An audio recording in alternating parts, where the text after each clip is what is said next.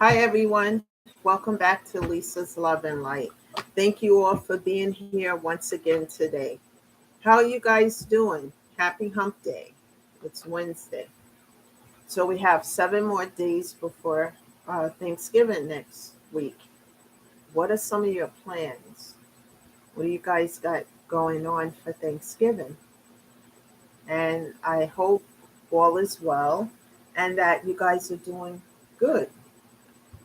So, um, I wanted to say I woke up last night and because it was cold, so I had turned the heat up, and then I realized that I need to get a humidifier, everyone, because even trying to, because what happens is I wake up and my throat feels dry and I'm drinking like gallons of water, and then of course I'm going to the bathroom all night, and so I think I'm going to invest in a humidifier to help, and of course turn the heat down. But it was a little cold last night. But anyway, how many of you guys have a humidifier? And if you do, does it work? And how is it helping you? Anything that's going to improve your life, make you feel better, and going to make you relax and enjoy life, just do it. Do it. So, before I get into the topic of discussion, I want to talk about something here. When I was in college, I graduated in 2015. Was it 2015? Yeah, it was 2015. Um, yeah, I graduated in 2015. So when I was in college, the first thing that I learned out of everything else that was going on, they talk and tell you what the rules are, etc. The main thing that they talked about a lot was plagiarism. This was discussed more than anything else in college. Plagiarism was an automatic failure, and they couldn't even emphasize that enough, the importance of it. Plagiarism is the act of stealing someone's work or content to make it your own. To take something that someone else developed, created, and take that and make it your own, and then, so that you can benefit from it. That's a no no. There are dire consequences for doing this, whether it's in college or whether it's just out in the public. What happens in college, every paper that I wrote, and not just me, everybody else, we had to cite the source. Like if we quoted something that Tennessee Williams said, because I took a lot of literature classes in college, or Emily Bronte, we couldn't say she said blah blah blah blah, etc. We had to cite the source. Where did you get that from? Or if we were talking about a current event that was occurring, we couldn't take it from our own words. We had to cite the source of the article, the day, the time, the person, and we had to reference the source. And that was the last page of our essay. If we didn't do that, it was an automatic failure, because everything we said and wrote in those papers were considered plagiarism. And that's serious today, because what happens is that people sometimes take the words and messages of others and then they go and make that their own, to make other people think that that's their work. And that is so not cool, people. It really isn't. So I'm just bringing that up because, some conversations I was having and things and etc. And I just wanted to, you know, put that out there today. So let's talk about the topic of discussion today, which is titled Heal and Embrace Your Life. Life is short. We all are here on borrowed time. And as we hear and then we go through our pain because of losing loved ones, um, then we go to through a space of healing.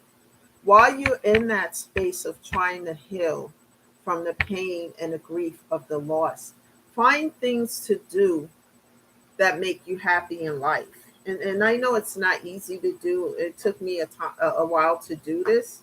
It's time to enjoy your life. For those who have been going through this grief and pain, due to loss for a long time, your loved ones never will want you to stay in a place of pain, grief, and sadness. It's time to enjoy life to the fullest. And one of the things that I like to do, because these things, when you embrace life, it lessens your pain. Like, I'll tell you what I'm thinking of is my dog Rocky brought me a lot of joy. You know, dogs are loyal companions. They are. They love you unconditionally. When I lost him, it was very hard, and I'm thinking in the future of I will soon be ready to have another dog. Because they bring a lot of joy. And a lot of people don't understand. I heard a conversation on the radio yesterday when I was driving, and they were talking about something about a dog and Thanksgiving, etc. But dogs are part of the family too. They really are, and they help you get through your pain. When my mom first died, because she passed away, and Rocky passed away a year later, but I spent a lot of time with him, going out, doing things, etc. It kept my mind preoccupied. It was still, hard because of grief, but dogs can be registered as emotional support animals, where people can take the dog with them wherever they go. And I was reading some articles about other people getting mad about this, but they don't understand that our pets can be registered as an emotional support animal because they help us to get through the pain, get through trauma, people who are trauma bound, grief and anxiety and depression. And a dog really helped. And people really value their dogs. They're part of the family. Rocky was the same to me. And so I'm just thinking about at some point in time to get another dog. So if this is something that you think will help you, invest in it. There are a lot of dogs who need homes, good homes, with loving owners. So think about that.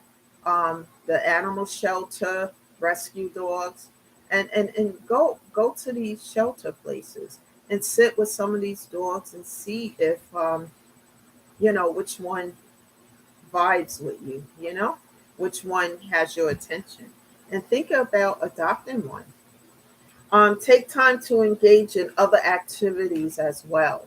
Like if you're a person who like to bowl, go bowling, or you like puzzles and music, and go out and socialize, even though you may not be ready to do it on a regular basis. Just force yourself to do it from time to time so that you get away from the depression, from the thoughts, and from the pain, even if it's for an hour or so. Just try to do what you can to lift yourself out of the depression and the grief. In the beginning, it's very hard, it's very difficult. But as more time goes along and you get connected with a therapist in your area, and then probably go to some bereavement groups, you learn from other people what they're doing to cope, to get through it. And then also you can vibe with a therapist, and that therapist can help you as well. A grief support therapist. It's so important. And most of all, what I like to say on this channel the most, remove as much toxicity from your life as you can.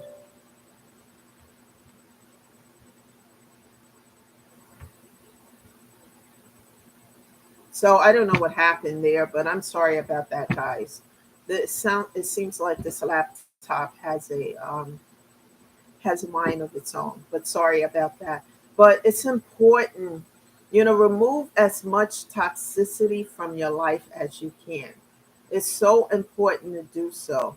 You know, the more toxicity you remove from your life, the more peaceful you acquire, peace and tranquility as you heal. It's important. Um, and when things start to upset you or make you feel some kind of way, what I do is look at things from a different perspective than I used to do. Instead of getting upset right away and raising my blood pressure, etc., just try to hear what a person is saying. Try to see if that person deliberately said something to hurt you, or maybe they just said something that, you know, sound out of the ordinary. Question things that you don't understand, when you're talking to people, because sometimes people truly don't mean things in a manner that they may have said it. So ask questions before so that you can understand where that person is coming from. That's important too. And have good people in your life, somebody who support you. And when I say support you, someone who you can talk to. If you have a close friend or a relative that you're close with, tell them how you feel about the Passover loved one and what you miss about them, because it's holiday time. And a lot of people who lost loved ones, this is not the time of the year, that they might feel happy. They still will even more so feel that loss. I know I feel that loss, every day, but even during holiday time, because we're off from work, and that's the time we get together with friends and family, etc. And that person who passed over may be the matriarch of the family, and they're no longer here, and you're feeling that. And allow yourself to feel it. Talk to someone you're close to about it. I know they can't do anything about it, but they can listen and they can let you talk.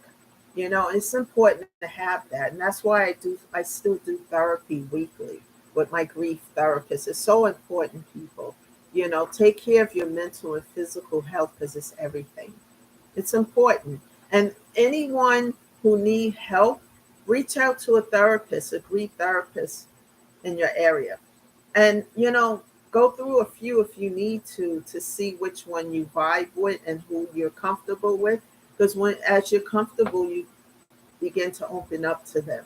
And try out some grief bereavement groups so that you can hear how other people are taking care of themselves as they go through this grief. It's so important, you know and that's the message for today. Also, once again, I'm not a therapist. I don't have a degree in therapy. I just speak from within all of the experiences with grief and loss that I've dealt with and how I'm dealing with it. And the only thing that I can tell you, that I can emphasize here the most, is time. Time will allow you to get through this. You never get over it, but you definitely will get through it with time.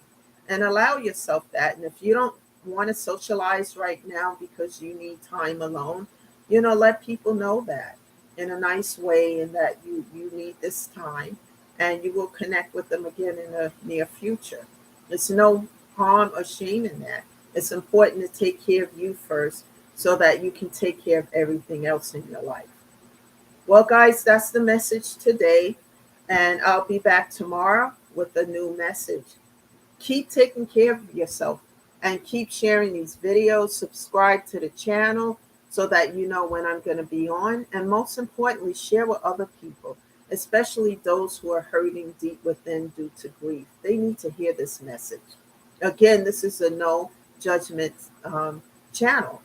And just paying it forward and helping other people so that they can get better and do better. Thank you again for being here. This is Lisa, always shedding love and light and encouraging you all to stay on this path. And have a great Wednesday, and I will see you guys again tomorrow. Bye for now.